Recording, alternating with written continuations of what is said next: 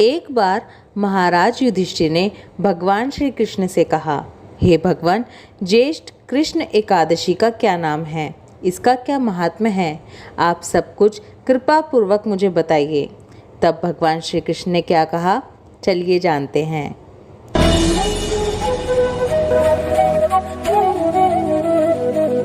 राधे कृष्ण आप सभी को। ज्येष्ठ माह के कृष्ण पक्ष में आने वाली एकादशी को अपरा एकादशी या अचला एकादशी के नाम से जाना जाता है। ये एकादशी अपार पुण्य देने वाली है, इसीलिए इस एकादशी का नाम अपरा एकादशी है। अपरा एकादशी की कथा और महात्म्य सुनने मात्र से हमें भगवान श्री कृष्ण की कृपा प्राप्त होती है। चलिए इस कथा को शुरू करते हैं। महाराज युधिष्ठिर ने भगवान श्री कृष्ण से ज्येष्ठ कृष्ण एकादशी का नाम और उसका महात्म्य पूछा। तब भगवान श्री कृष्ण कहने लगे कि हे राजन, ये एकादशी अचला या अपरा दो नामों से जानी जाती है। पुराणों के अनुसार ज्येष्ठ कृष्ण पक्ष की एकादशी अपरा एकादशी है, क्योंकि ये अपार धन और पुण्य देने वाली एकादशी है। जो मनुष्य इस व्रत को करते हैं वो संसार में प्रसिद्ध हो जाते हैं। इस दिन भगवान त्रिविक्रम की पूजा की जाती है। अपरा एकादशी के व्रत के प्रभाव से ब्रह्म हत्या, भूत योनि, दूसरे की निंदा, इन सभी के पाप दूर हो जाते हैं। इस व्रत के करने से पर स्त्री गमन, झूठी गवाही देना, झूठ बोलना, झूठे शास्त्र पढ़ना या बनाना, झूठा ज्योतिष बनना तथा झूठा वैद्य बनना, सभी तरह के पाप नष्ट हो जाते हैं। जो क्षत्रिय युद्ध से भाग जाएं, वे नरकगामी होते हैं, परंतु अपरा एकादशी का व्रत करने से वे भी स्वर्ग को प्राप्त होते हैं। जो शिष्य गुरु से शिक्षा ग्रहण करते हैं और फिर उनकी निंदा करते हैं, वे अवश्य ही नरक में पड़ते हैं, मगर अपरा एकादशी का व्रत करने से वे भी इस पाप से मुक्त हो जाते हैं। जो फल तीनों पुष्कर में कार्तिक पूर्णिमा को स्नान करने से या गंगा तट पर पितरों को पिंडदान करने से प्राप्त होता है, वही अपरा एकादशी का व्रत करने से प्राप्त हो जाता है। मकर के सूर्य में प्रयागराज के स्नान से, शिवरात्रि का व्रत करने से, सिंह राशि के बृहस्पति में गोमती नदी के स्नान से, कुंभ में केदारनाथ के दर्शन या बद्रीनाथ के दर्शन से, सूर्य ग्रहण में कुरुक्षेत्र के स्नान से, स्वर्ण दान करने से या अर्ध प्रसूदा गौ दान से जो फल मिलता है, वही फल अपरा एकादशी के व्रत से मिलता है। ये व्रत पाप रूपी वृक्ष को काटने के लिए कुल्हाड़ी है, पाप रूपी ईंधन को जलाने के लिए अग्नि, पाप रूपी अंधकार को मिटाने के लिए सूर्य के समान, मृगों को मारने के लिए सिंह के समान है। अतः मनुष्य को पापों से डरते हुए इस व्रत को अवश्य ही करना चाहिए। अपरा एकादशी का व्रत तथा भगवान का पूजन करने से मनुष्य सब पापों से छूटकर विष्णु लोक को जाता है। इसकी प्रचलित कथा के अनुसार प्राचीन काल में महीध्वज नामक एक धर्मात्मा राजा था। उसका छोटा भाई वज्रध्वज बड़ा ही क्रूर, अधर्मी तथा अन्यायी था। वो अपने बड़े भाई से द्वेष रखता था। उस पापी ने एक दिन रात्रि में अपने बड़े भाई की हत्या करके उसकी देह को एक जंगली पीपल के नीचे गाड़ दिया। इस अकाल मृत्यु से राजा प्रेत आत्मा के रूप में उसी पीपल पर रहने लगा और अनेक उत्पात करने लगा। एक दिन अचानक से धौम्य नामक ऋषि उधर से गुजरे। उन्होंने प्रेत को देखा और तपोबल से उसके अतीत को जान लिया।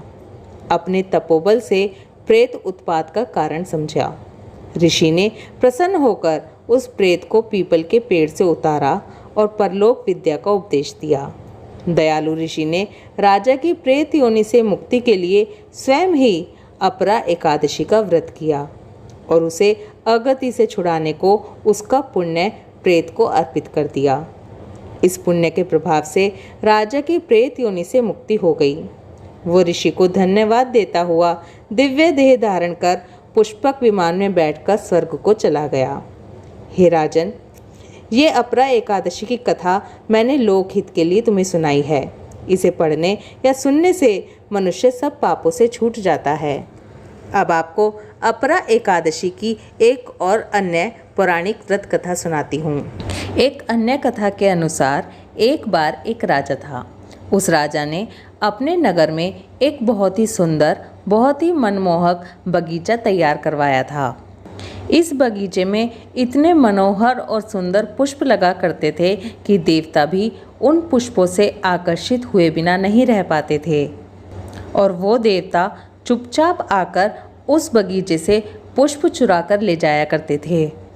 इस तरह से पुष्पों की चोरी होने से राजा बहुत ही परेशान था। वो बगीचा निरंतर वीरान होता जा रहा था। वो राजा उस सुंदर बगीचे को बचाने के लिए अनेकों प्रयास कर चुका था, लेकिन सभी प्रयास विफल होते नजर आ रहे थे। अब अगर चोरी कोई इंसान करता तो वो पकड़ में भी आता। देवता दबे पांव आते और पुष्प चुरा कर ले जाया करते थे। देवता इस तरह के काम कर रहे थे, इस बात की किसी को कानो कान खबर नहीं होती थी। तब राजा ने सभी राज पुरोहितों को इकट्ठा किया। राज पुरोहित अंदाज़ा लगाने लगे कि ये है तो किसी दैवीय शक्ति का काम, किसी इंसान की तो इतनी हिम्मत नहीं हो सकती।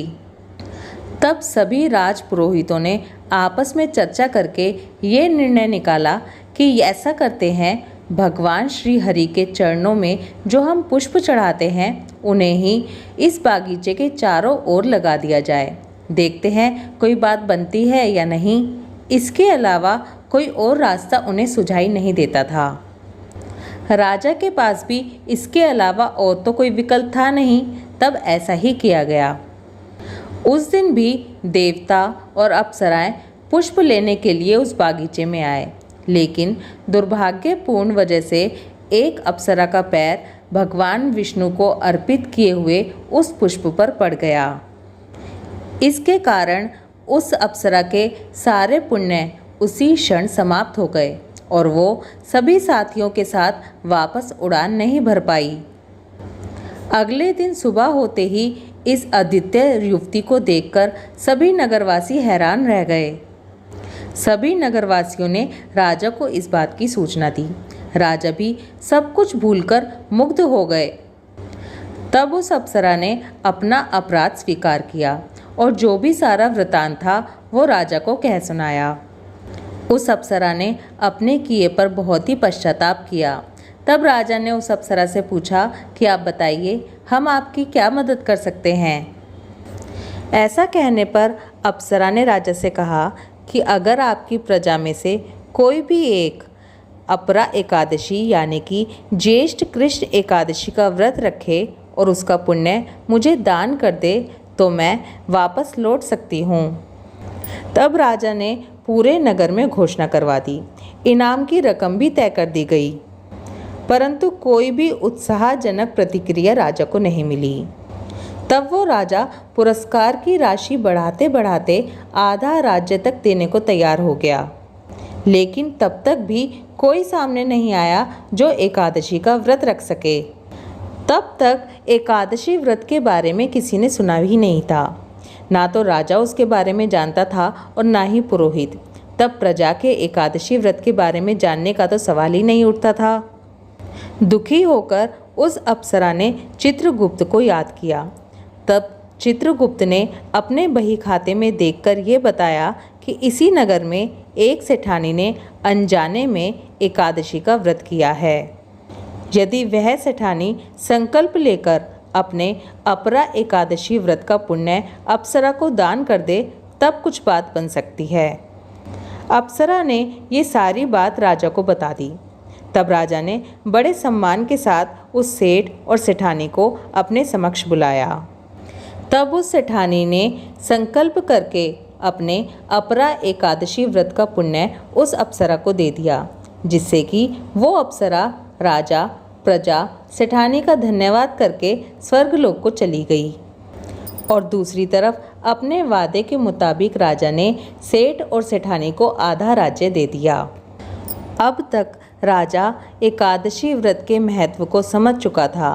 उसने 8 वर्ष से लेकर 80 वर्ष की आयु तक के राजघराने समेत सभी नगरवासियों के लिए वर्ष की सभी एकादशियों का व्रत अनिवार्य कर दिया।